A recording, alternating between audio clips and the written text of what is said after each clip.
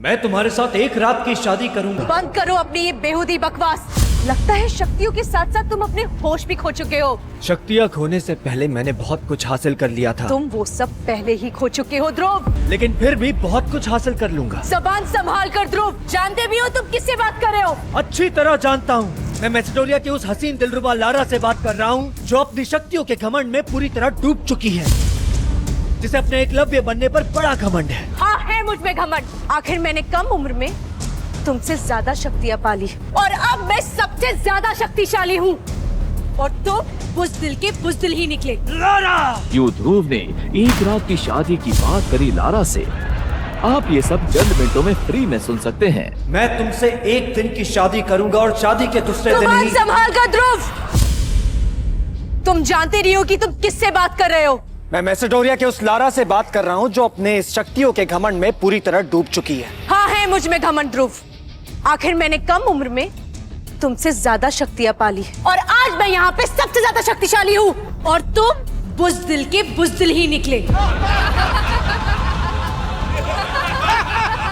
आज शौर्य दल के होने वाले लीडर ध्रुव का भरी सभा में उसकी होने वाली बीवी लारा ने अपमान किया। ध्रुव के पिता अरेंद्र ने लारा से अपना रुख बदलने को कहा। लारा, तुम मेरी बात सुनो।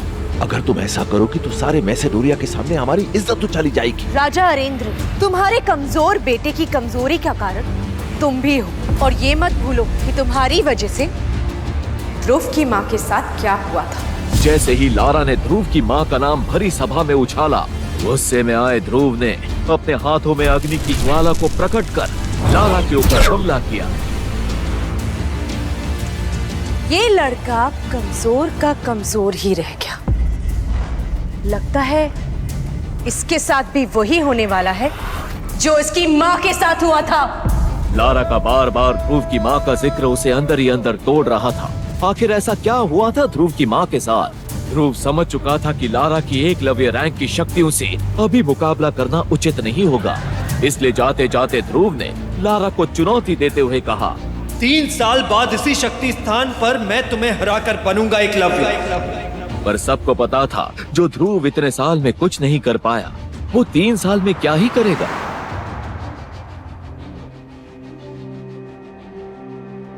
ध्रुव मैसेडोनिया की उस जगह जा पहुंचा जहां उसकी माँ की समाधि बनी हुई थी। माँ, कहाँ हैं आप? मुझे आपकी जरूरत है। अगर इतना ही कमजोर बनाना था तो मुझे पैदा ही क्यों किया? जन्म होते ही मुझे मार क्यों नहीं दिया? बोलो माँ, बोलो, जवाब दो माँ, जवाब दो। ध्रुव जैसे जैसे माँ को पुकारता गया, वैसे वैसे उसकी उंगली में पहनी अंगूठी ने अपना रंग बदलना शुरू कर दिया। वो अंगूठी ध्रुव के माँ की आखिरी निशानी थी। इतना ही नहीं, अब उस स्थान का माहौल बदलने लगा था। बिजलियों ने अपना रौद्र रूप धारण कर लिया था। कई कब्रों से हंसने की आवाजें आ रही थी, मानो वो ध्रुव को कमजोर कहकर पुकार रही हैं। ध्रुव की माँ की कब्र से धुआं निकलने लगा था। तभी एक आत्मा हवा में उड़ती हुई दिखी। वो आत्मा एक बूढ़े इंसान की थी। डरावनी आंखें, लंबे बाल, सफेद कफन जैसे कपड़े। ध्रुव सामने का नजारा देख पूरी तरह डर गया। देखो, मेरे करीब मत आना वरना मैं तुम्हें मार दूंगा।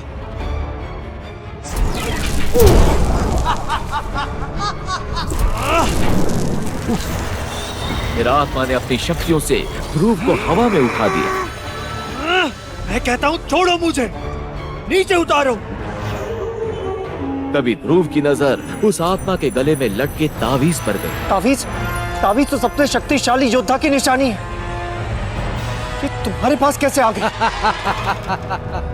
ये तावीज तुम्हारी माँ की वजह से मेरे पास आई। मेरा नाम विदुर है। मैं पिछले कई वर्षों से तुम्हारी संगुठी में रह रहा हूं। मैं जानता हूं तुम्हारी माँ की मौत का कारण, और मैं ये भी जानता हूं कि तुम्हें एकलव्य बनकर अपनी होने वाली बीवी लारा के साथ मुकाबला करना है। अगर तुम चाहो तो मैं तुम्हें मार्कस का सबसे शक्तिशाली योद्धा बना सकता हूं, पर उसके लिए तुम्हें मेरी 3 शर्तों का पालन करना होगा। ये बात सुनते ही ध्रुव ने बिना देर किए विदुर को हाँ कह दिया।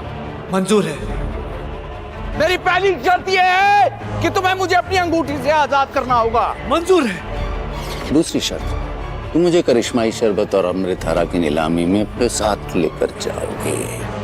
मुझे मंजूर है। ध्रुव ने विदुर की दोनों शर्तों को एक झटके में मान लिया। अब वो तीसरी शर्त सुनने के लिए बेताब था। बताओ तुम्हारी तीसरी शर्त क्या है? तीसरी शर्त बताने से पहले विदुर ने ध्रुव को उसकी माँ का लिखा आखिरी खत उसके हाथों में देते हुए उसे पढ़ने को कहा।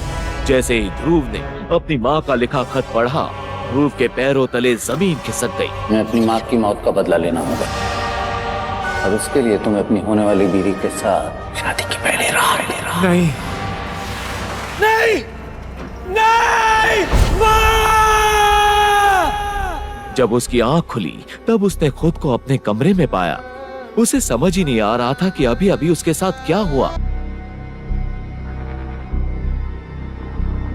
ये मेरा सर, आखिर कौन था वो जो मेरी मदद करने की बात कर रहा था? ये कैसा डरावना सपना देखा मैंने? कहीं ये सपने के जरिए माँ मुझसे कुछ कहना तो नहीं चाहती? ध्रुव, याद है ना आज शक्ति स्तंभ पर तुम्हें अपनी शक्तियों का परीक्षण करने जाना है? हाँ बाबा, मुझे याद है। इस बार मैंने बहुत मेहनत की है और मुझे पूरी उम्मीद है कि इस बार एकलव्य मैं जरूर बनूंगा। ठीक है ध्रुव, जाओ और इस बार अपनी शक्तियां बढ़ाकर ही लौटना। विजयी भव।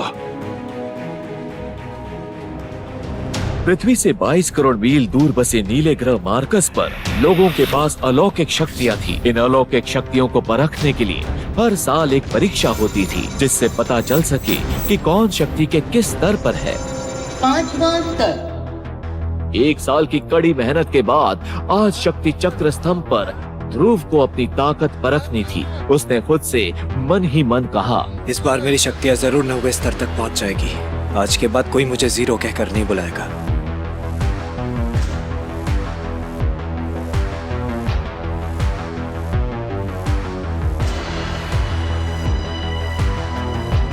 आज मेरे बाबा को मुझ पर जरूर गर्व होगा।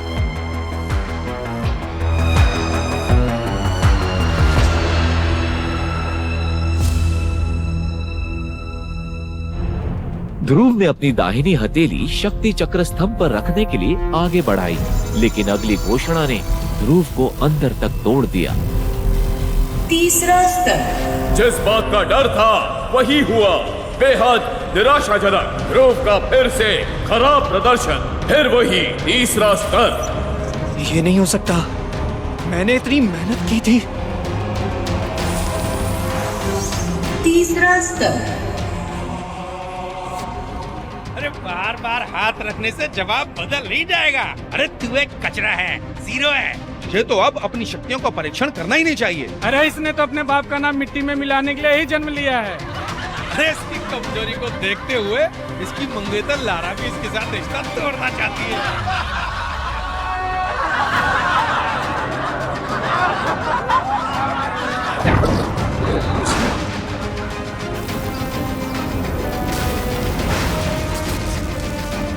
क्या तुम सब भूल गए कि ध्रुव कौन है? ध्रुव के लिए भीड़ से लड़ने वाली ये लड़की ईरा थी, जो ध्रुव की बचपन की दोस्त थी। 9वां स्तर। ईरा 9वें स्तर पर थी और बेहद शक्तिशाली थी। कभी वो ध्रुव के साथ ही अभ्यास किया करती थी। उसके 9वें स्तर पर पहुंचना भी एक बड़ा राज था। ये वही लड़का है जो सिर्फ 15 साल की उम्र में ही 10वें स्तर पर पहुंच एकलव्य बना था, जो बहुत ही कम उम्र से ही अभ्यास कर रहा है। ऐसा मेसोडोरिया तो क्या पूरे मार्कस ग्रह के 10,000 साल के इतिहास में कोई नहीं कर पाए। और तुम सब उसका मजाक उड़ा रहे हो।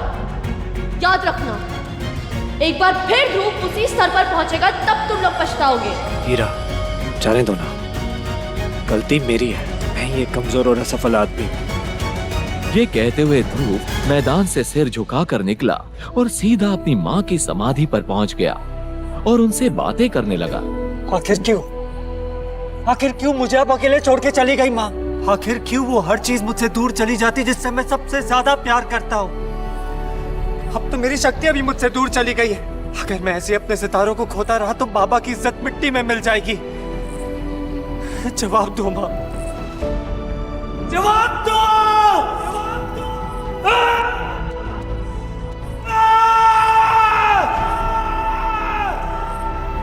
अब तो मुझे कोई चमत्कार या फिर कोई करिश्मा ही मेरी शक्तियां वापस दिला सकता है माँ। या तो आप मेरे लिए मदद भेजेंगी या मैं इस शरीर को त्याग कर आपकी दुनिया में चला आऊंगा। चिंता क्यों करते हो ध्रुव? चिंता क्यों करते हो ध्रुव? चिंता क्यों करते हो ध्रुव? मैं तो हमेशा से तुम्हारे साथ हूँ, तो हमेशा से तुम्हारे साथ, हमेशा से तुम्हारे साथ। कौन है वहाँ? कौन मुझसे बात कर रहा है? मुझे इधर उधर ढूंढना बंद करो ध्रुव, इधर उधर ढूंढना बंद करो। मैं तो तुम्हारी अंगूठी में हूँ, मैं तो तुम्हारी अंगूठी में, मैं तो तुम्हारी अंगूठी में। इतना सुनते ही उसने अपने सीधे हाथ की एक उंगली में काले पत्थर से बनी उस अंगूठी की तरफ देखा। ये अंगूठी ध्रुव को उसकी माँ का दिया हुआ आखिरी तोहफा था। देखते ही देखते ध्रुव की अंगूठी में हलचल शुरू हो गई, लेकिन ध्रुव को अपने हाथों में अचानक से एक जोर का झटका लगा। उसकी अंगूठी में से एक सफेद रंग का धुआं साए के रूप में बाहर निकला।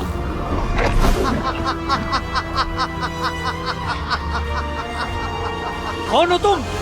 और तुम मेरे अंगूठी में क्या कर रहे थे?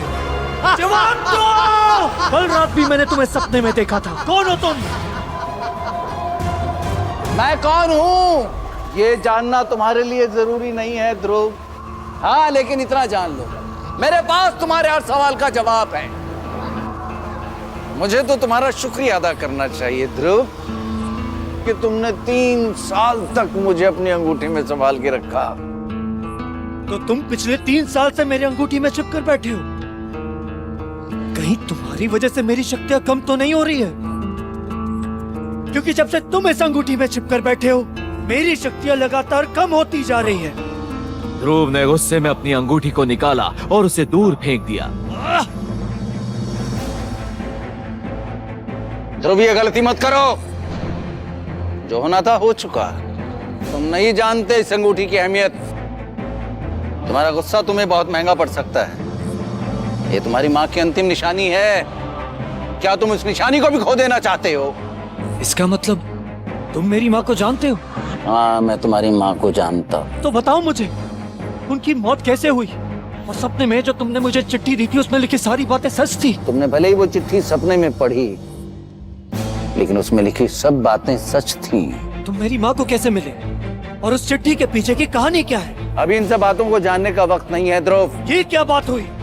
अब बार बार जवाब देना टाल क्यों रहे हैं? अपनी माँ की मौत के बारे में जानने से ज्यादा जरूरी कुछ और है ध्रुव।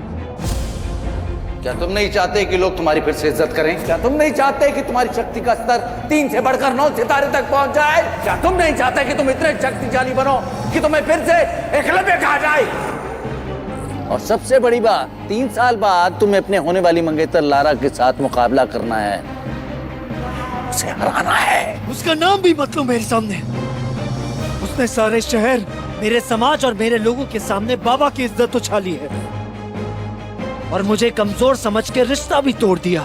उसे एक दिन मैं उसकी सही जगह दिखा कर रहूंगा। तुम्हारे इस तरह गुस्सा करने से कुछ नहीं होने वाला ध्रुव। तो क्या करूं मैं? तुम वो करो जो मैं तुमसे कह रहा हूं।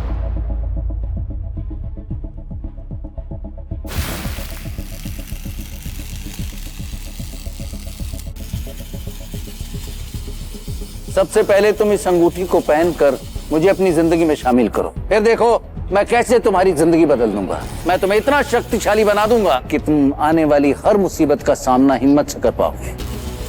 डरो मत, इस बार मैं तुम्हारी शक्तियों को नहीं लूंगा। बहुत अच्छे ध्रुव। मैं तुम्हें इस तरह से अभ्यास कराऊंगा कि तुम्हारी शक्तियां बढ़ती चली जाएंगी और 1 साल के भीतर ही तुम लारा का मुकाबला करने के लिए तैयार हो जाओगे। तो फिर ठीक है, आप जल्द से जल्द मेरा अभ्यास शुरू करवाइए। वैसे मैं आपको क्या कहकर पुकार सकता हूँ? मेरा नाम विदुर है। तुम चाहो तो मुझे आचार्य कह सकते हो।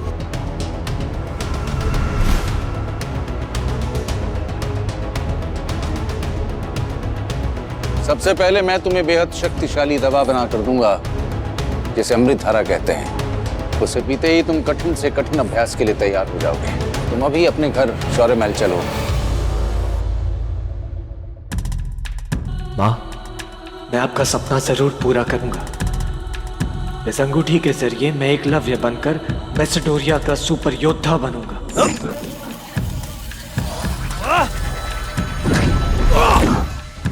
ये आप क्या कर रहे हैं आचार्य? ये इस तरफ झटके से बाहर आना जरूरी है क्या? आप बता के बाहर नहीं आ सकते थे? बताने का समय नहीं है मेरे पास। मुझे जल्द से जल्द तुम्हें जंग के लिए तैयार करना है। ये कहकर विदुर ने अपना हाथ हवा में लहराया।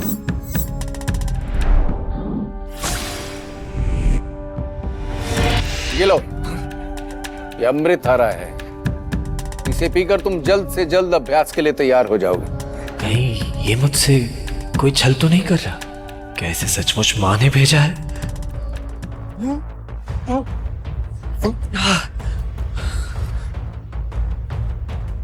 ये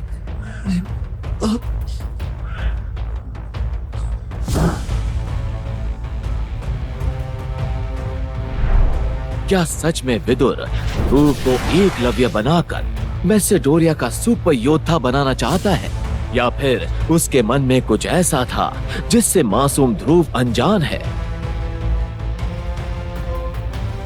अगली सुबह जब ध्रुव उठा तो उसने अपने अंदर एक अलग ही तरह की ऊर्जा महसूस की।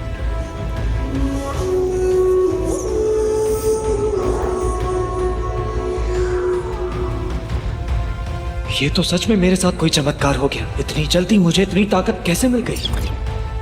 जल्दी से तैयार होकर पहाड़ी की ओर चलो, वहां कोई नहीं होगा। और आज से तुम्हारा अभ्यास शुरू। विदुर ध्रुव को जल्द से जल्द एकलव्य बनाने के लिए तैयार करने लगा। रोज ध्रुव कड़ी मेहनत करता रहा, लेकिन वो अपने प्रयास में असफल ही होता रहा। विदुर समझ चुका था कि उसे ध्रुव के साथ ऐसा कुछ करना होगा कि जल्द से जल्द उसकी शक्तियां उसे वापस मिल जाए। जब ध्रुव विदुर के साथ पहाड़ी पर पहुंचा, विदुर ने ध्रुव को एक जादुई खंभे से बांध दिया। थोड़ी ही देर में विदुर के हाथों में एक कांटों से भरा चाबुक था और उस चाबुक से लगातार ध्रुव के शरीर पर वार होने लगे। पर वो चाबुक तब तक ध्रुव के शरीर पर वार करता रहा जब तक कि वो बेहोश नहीं हो गया। थोड़ी देर बाद जब ध्रुव उठा तो विदुर ने उसे फिर से बोतल में रखी अमृत धारा पिलाई। ध्रुव को महसूस हुआ कि उसका शरीर अब पहले से ज्यादा शक्तिशाली हो गया है।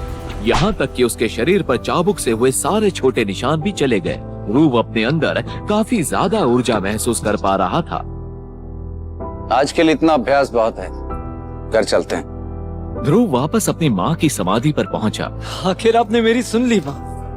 विदुर के रूप में मेरे लिए मदद भेजी, लेकिन वो मुझसे ऐसी अभ्यास करवा रहे कि मुझे तो अब डर लगने लगा है कि इस अभ्यास के दौरान कहीं मैं मर ना जाऊं। लेकिन मुझे आप पर यकीन है, आप जो भी मेरे साथ करेंगी सब अच्छा ही करेंगी।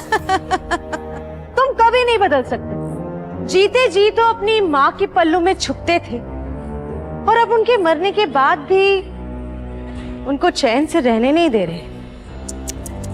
कितना दुख होता होगा ना तुम्हारी माँ को कि उन्होंने कितने कमजोर और लाचार बेटे को जन्म दिया है। लारा के तानों को सुनकर ध्रुव गुस्से से भर गया। उसने लारा पर हमला करने के बारे में सोचा। ध्रुव, ऐसी गलती मत करो। तुम अभी लारा का सामना करने के लिए तैयार नहीं हो। ध्रुव को पीछे हटते देखकर लारा हंसने लगी। क्या हो गया ध्रुव? क्या तुम्हें डर लग रहा है कि अगर जोश में होश गवा बैठोगे तो कहीं बाद में पछताना ना पड़े?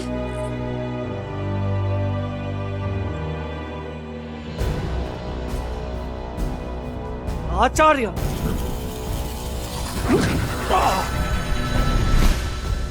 क्यों रोका आपने मुझे? अगर आज मेरी जान चली भी जाती तो भी मैं लारा को सबक सिखा कर ही रहता। ये गुस्सा करने का वक्त नहीं है ध्रुव।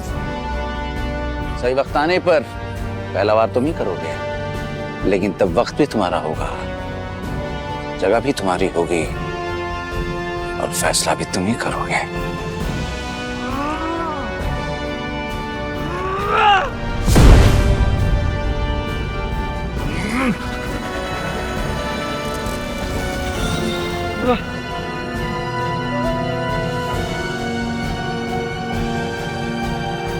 विदुर ने ध्रुव का अभ्यास जारी रखा। विदुर की मदद से ध्रुव ने अपनी शक्तियों को 7वें स्तर तक पहुंचा दिया। आगे बढ़ने के लिए उसे एक अलग तरह के अभ्यास की जरूरत थी, जिसके लिए ध्रुव को एक परीक्षा पास करनी थी।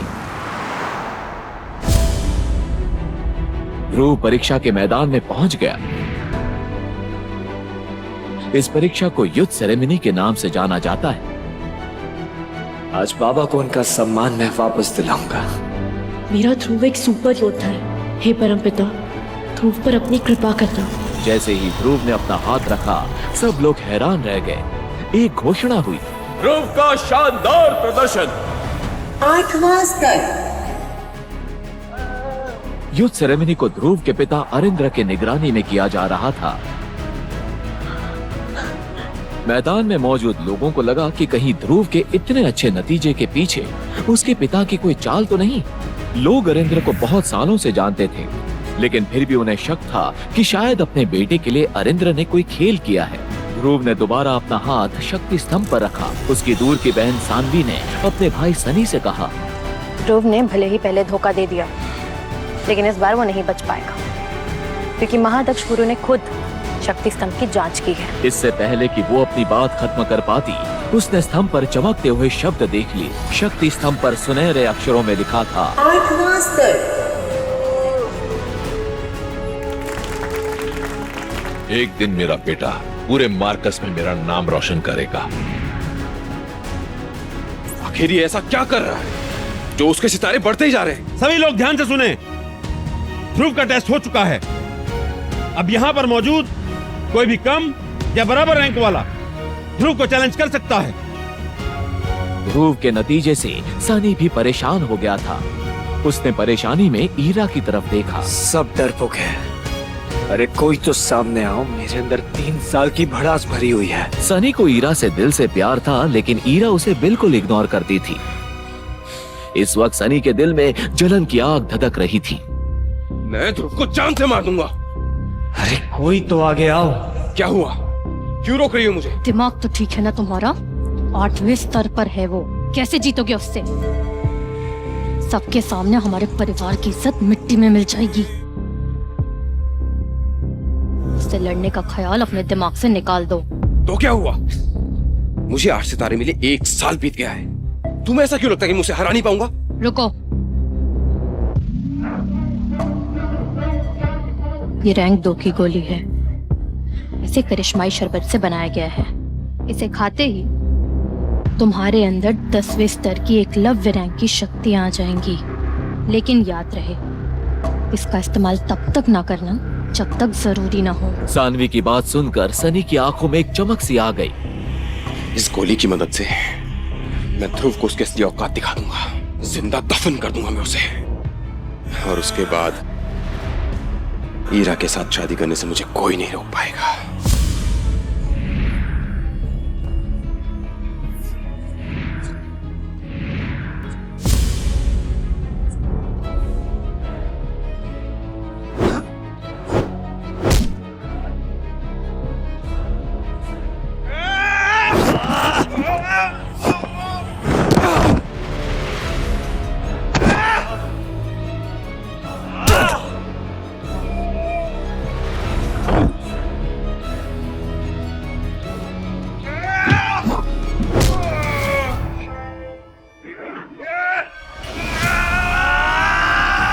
सनी और ध्रुव आमने सामने थे, और जैसे ही दोनों के हाथ एक दूसरे से टकराए, मैदान में एक तेज धमाका हुआ। उस धमाके से वहां मौजूद सभी लोग चौंक गए।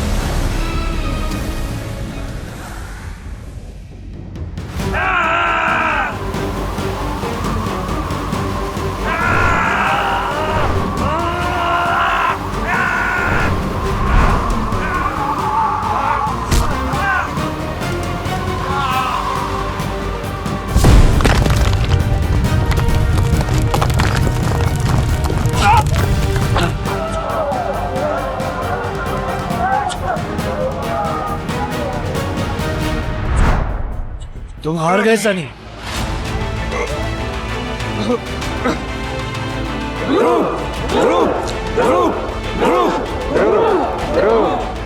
लेकिन तभी सनी अचानक उठकर खड़ा हो गया। अब तेरी खैर नहीं, तू मेरे हाथों मरेगा। ये कहकर वो तेजी से ध्रुव की तरफ भागा, जिसे देख महादक्ष बुजुर्ग ने उसे रोकने की कोशिश की। ठहर जाओ सनी। लेकिन सनी को उनकी बात सुनाई नहीं दे रही थी। इस वक्त उसके दिमाग में सिर्फ गुस्सा सवार था।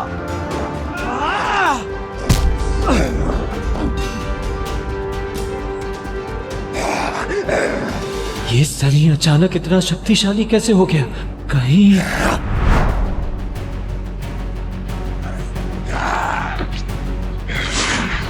असल में सनी ने सानवी की दी हुई गोली खा ली थी।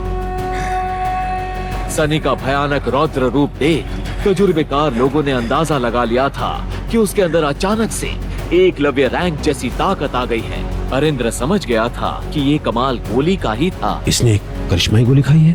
सनी एक धोखेबाज है। अगर मेरे बेटे को कुछ हुआ तो मैं तुम्हारे पोते के साथ साथ पूरे शौर्य दल का सर्वनाश कर दूंगा। ठहर जाओ सनी।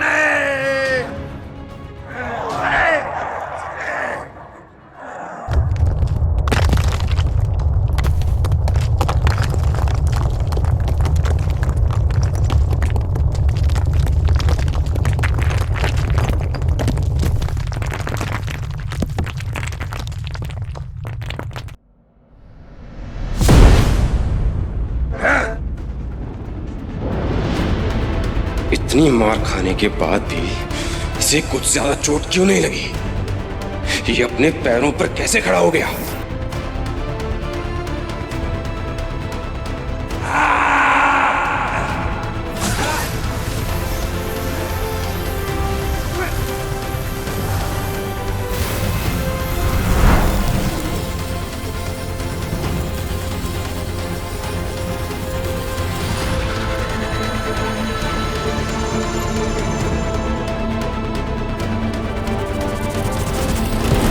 गुस्से में अपनी पंच महाशक्तियों को इकट्ठा कर सनी पर एक बार फिर जोर से हमला किया।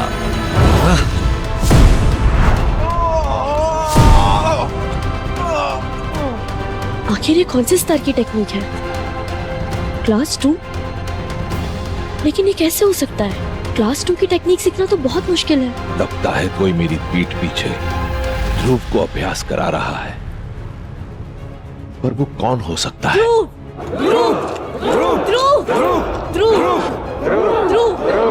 कहीं वो ईरा तो नहीं जो ध्रुव को अभ्यास करा रही है? लेकिन अरिंद्र ये बिल्कुल नहीं जानते थे कि सच उनकी आंखों से बहुत दूर एक छोटी सी अंगूठी में छुपा हुआ है। सनी! सनी! सनी! सनी! रुको ध्रुव, तुम अपने ही भाई को इतनी बेरहमी से कैसे मार सकते हो? अरे भाई का रिश्ता तो उसने तभी खत्म कर दिया था जब उसने चैलेंज के कानून तोड़े। तुम्हें क्या लगता है यहाँ पर किसी ने नहीं देखा उसने क्या किया? एक बार हारने के बाद इसने करिश्माई गोली खाई जिसकी वजह से इसकी ताकत इतनी बढ़ गई। और एक बात बताना सानवी, उसकी जगह अगर मैं जमीन पर पड़ा होता तो क्या तुम उस पर भी इतना ही गुस्सा करती? एक बार बहन की नजरों से नहीं, शौर्य दल के सदस्य की नजरों से देखो, अब फिर बताओ कि गलती किसकी थी? मैं सिर्फ इतना जानती हूँ कि मेरा भाई जख्मी है और इसलिए मैं तुमसे मुकाबला करना चाहती हूँ। अगर तुम्हारे अंदर हिम्मत है तो मेरी चुनौती स्वीकार करो। मुझे अपनी हिम्मत साबित करने के लिए एकलव्य रैंक की 3 सितारों वाली योद्धा सानवी से लड़ना होगा। शायद इसका नतीजा मेरी हार ही हो। क्या हुआ? एक लड़की से डर गए? मैसेडोनिया का शिरोमणि एक लड़की से डर गया। अगर तुम्हारे अंदर हिम्मत है तो मेरी चुनौती स्वीकार करो और लड़ो मुझसे। ध्रुव को साफ साफ समझ आ रहा था कि सानवी उसे उकसाने की कोशिश कर रही है, लेकिन अब बात उसकी इज्जत की थी। रुक जाओ ध्रुव। सानवी, तुम देख रही हो कि ध्रुव इतना थक चुका है, फिर भी उसे चैलेंज कर रही हो। ये तो थके आदमी का फायदा उठाना हुआ ना। क्यों ना मेरे साथ 2-2 हाथ हो जाए? तुम्हें यहाँ आने की क्या जरूरत थी हीरा? एक तो तुम ध्रुव से उम्र में भी बड़ी हो, ऊपर से अभ्यास के लिए एकेडमी भी गई हो। अगर तुम्हें हारने का इतना ही शौक है तो मुझे तुम्हें हराकर बहुत खुशी मिलेगी। ध्रुव, कब तक लड़कियों के पीछे छुपते रहोगे? सानवी, बस करो। तुम्हें किसी को भी चुनौती देने का अधिकार नहीं है। अगर तुम इसी तरह से यूथ सेरेमनी में अड़चन डालती रहोगी तो तुम्हें नियम के मुताबिक 1 महीने के लिए घर में कैद कर दिया जाएगा। तुम्हें देख लूंगी ध्रुव, याद रखना। सनी ने चुनौती के दौरान करिश्माई गोली खाकर फरेब किया है, नियमों का उल्लंघन किया है, इसलिए अगले 3 महीने तक उसे घर में कैद करने का हुक्म दिया जाता है। और अब ध्रुव को इस चुनौती का विजेता घोषित किया जाता है। ध्रुव, आज तो तुमने कमाल ही कर दिया। तुम्हें देखकर सब लोगों का मुंह खुला का खुला ही रह गया था। तुम तो बड़े छुपे रुस्तम निकले। बताया नहीं कहां से सीखी इतनी अच्छी टेक्निक। छुपाने के बारे में तुम कुछ ना ही बोलो हीरा, मुझसे कई ज्यादा राज तो तुम्हारे पास है। युद्ध सेरेमनी के खत्म हो जाने के बाद ध्रुव से मिलने उसके पिता अरिंद्र आए। उन्होंने देखा कि ध्रुव आराम से कमरे में सो रहा है। अपने बेटे को इस हालत में देखकर अरिंद्र ध्रुव के पास आकर बैठ गए। मैं जानता हूं सनी ने आज तुम्हारे साथ धोखा किया है। लेटे रहो। ये दुनिया ऐसे ही धोखेबाजों से भरी हुई है बेटा। तुम अपनी मां की मौत का राज ढूंढने की जो कोशिश कर रहे हो, आज मैं तुम्हें उसका भी सच बताता हूं। अरिंद्र ने ध्रुव को याद करवाया कि इससे भी बड़ी धोखेबाजी ध्रुव और अरिंद्र के साथ अरिंद्र के ही भाई ने की थी। उस दिन अरिंद्र जैसे ही अपने महल में पहुंचे, उन्हें विश्वास ही नहीं हुआ कि उनका भाई, जिसे उन्होंने शौर्य दल का सेनापति बनाया था, वो उनकी राजगद्दी पर बैठा हुआ था।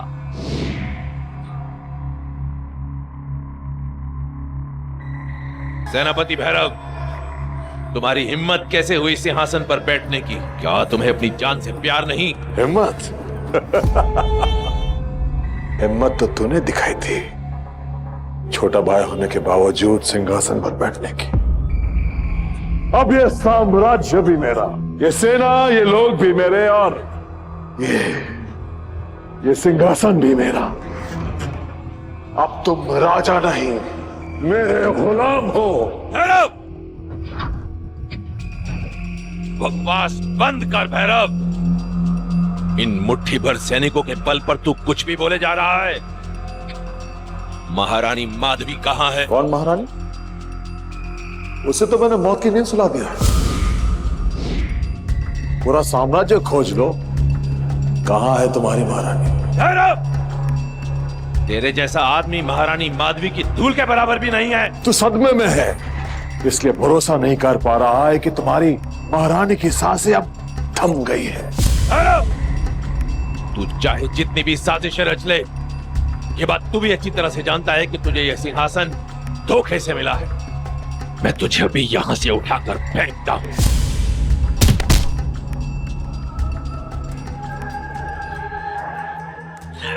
अरेंद्र, तुम्हारा राजपाट चला गया, फिर भी तुम्हारी जुबान चल रही है। जब मैंने तुम्हारी शक्तिशाली महारानी को मौत के घाट उतार दिया, जिसके दम पे तुम राजा बन बैठे थे, अब तुम मेरा क्या बिगाड़ोगे? भैरव, मत भूल कि मेरा बेटा ध्रुव अभी जिंदा है। वो तुझे तेरे किए की सजा जरूर देगा, क्योंकि वही है जो इस सिंहासन का असली हकदार है। तुम्हारा बेटा ध्रुव, जो न जाने कहां भाग गया, वो भगोड़ा मुझे मारेगा। मेरा एहसान मानो कि तुम अब तक जिंदा हो। जाओ, जाके अपनी बची कुची जिंदगी कैद खाने में बिताओ। अगर तुमने ऐसा नहीं किया तो मैं तुम्हारी जान ले लूंगा। हे भगवान, मेरे ध्रुव की रक्षा करना। भैरव ने अपने करीबियों के साथ मिलकर विद्रोह कर दिया और खुद को शौर्य महल का राजा घोषित कर दिया। उसने राजा अरिंद्र का साथ देने वाले एक एक मंत्री और सैनिक का सर काट डाला और अफवाह फैला दी कि उसने बेहद शक्तिशाली महारानी को भी मार डाला।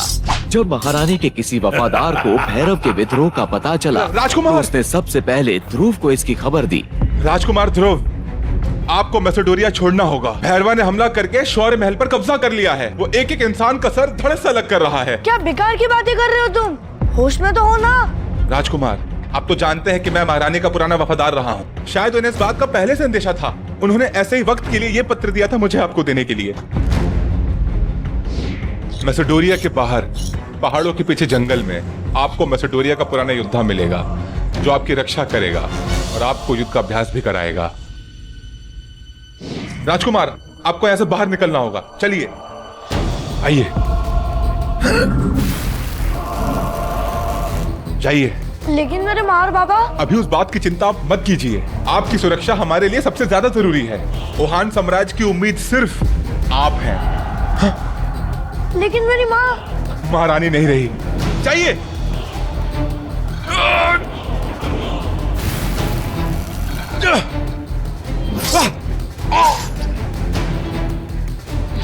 ना चाहते हुए भी बच्चे ध्रुव को अपना शहर मैसेडोरिया छोड़ना पड़ा।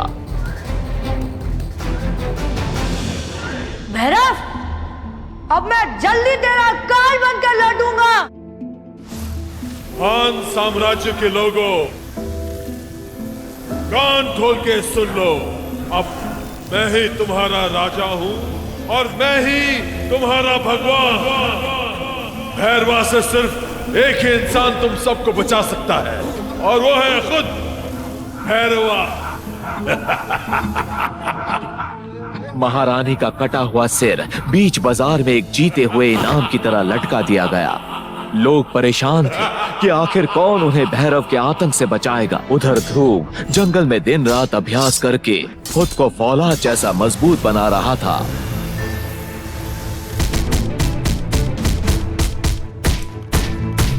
कुछ साल बाद ध्रुव अब एकलव्य बनने के बहुत करीब था। अब वक्त आ गया है मैं अपने शहर मैसेडोरिया और अपने लोगों के बीच जाऊं और उस भैरव को उसके किए की सजा दूं और अपने लोगों को उसके आतंक से आजाद करूं।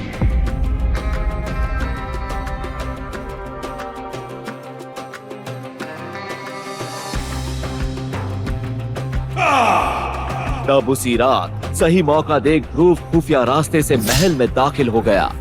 जश्न के नशे में धुत सिपाहियों को मारता हुआ ध्रुव भैरव के कमरे तक जा पहुंचा।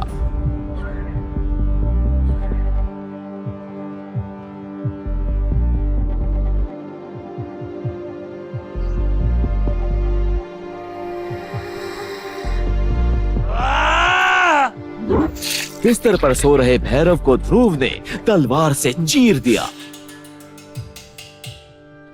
अगले ही पल ध्रुव के हाथ पर एक तलवार से वार हुआ।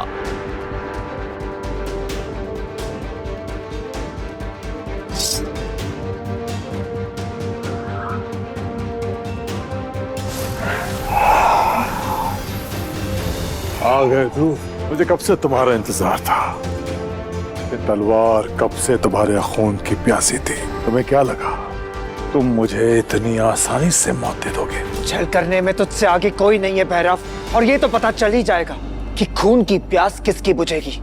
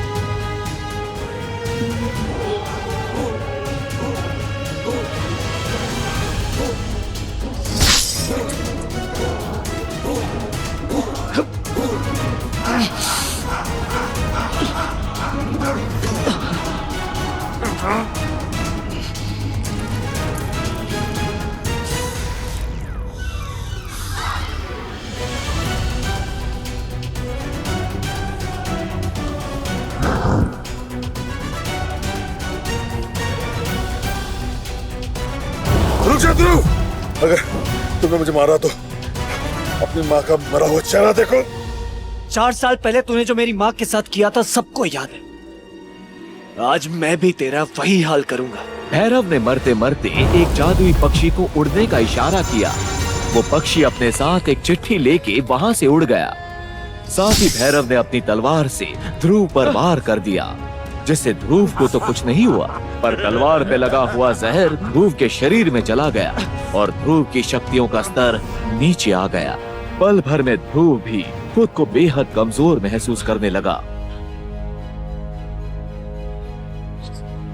मैंने भैरव से अपना बदला तो ले लिया, लेकिन इस धोखेबाज ने मरने से पहले मेरी सारी शक्तियां मुझसे छीन ली।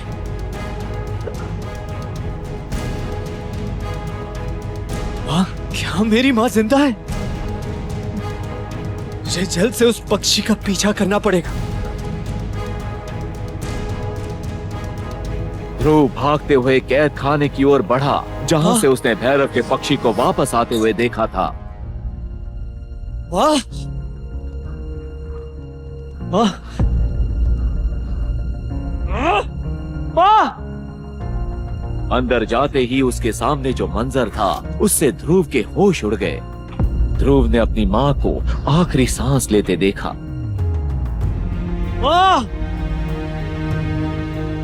अपनी माँ को गोद में लेके ध्रुव जोर से चिल्लाया, पर वो बिना कुछ कहे अपना दम तोड़ चुकी थी।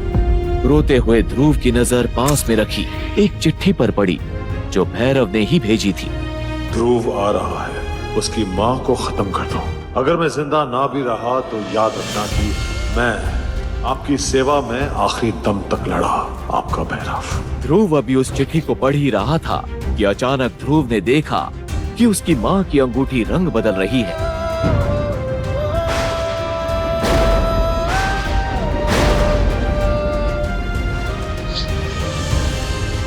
ध्रुव ने अपनी माँ की इस आखिरी निशानी को निकाल कर पहन लिया। तभी आकाश में जोर की बिजली कड़कने की आवाज आई, जो सीधा ध्रुव की अंगूठी में जा समाई, जिसके बाद ध्रुव वहाँ बेहोश हो गया। और इस घटना के बाद ध्रुव अपने साथ हुई सारी घटनाएं भूल गया। क्या आज ध्रुव इस खतरे से अनजान है कि उसके राज दरबार में भैरव से भी शक्तिशाली इंसान है, और उसकी चिट्ठी मिलते ही उसने ध्रुव की माँ को मार डाला। कौन है वो इंसान? क्या वो सनी, लारा, सानवी या फिर विदुर में से ही कोई एक है? जहर के असर के बाद कमजोर हुआ ध्रुव कैसे कर पाएगा अपने पिता और राज्य की रक्षा? आसमान से गिरी बिजली क्यों ध्रुव की अंगूठी में जा समाई? कैसे अपनी ताकत को वापस ला पाएगा ध्रुव? आखिर ध्रुव की माँ ने विदुर की तरफ से उसको भेजी चिट्ठी में क्या लिखा था? 1 साल बाद ध्रुव और लारा के बीच होने वाले मुकाबले का क्या होगा अंजाम? विदुर की मदद से अब आगे और क्या चमत्कार करेगा ध्रुव? आगे की कहानी जानने के लिए देखिए अगला एपिसोड सिर्फ पॉकेट एफएम के यूट्यूब चैनल पर। और सुपर योद्धा के सारे एपिसोड्स को सुनने के लिए डिस्क्रिप्शन में दी लिंक से डाउनलोड करें पॉकेट एफएम ऐप।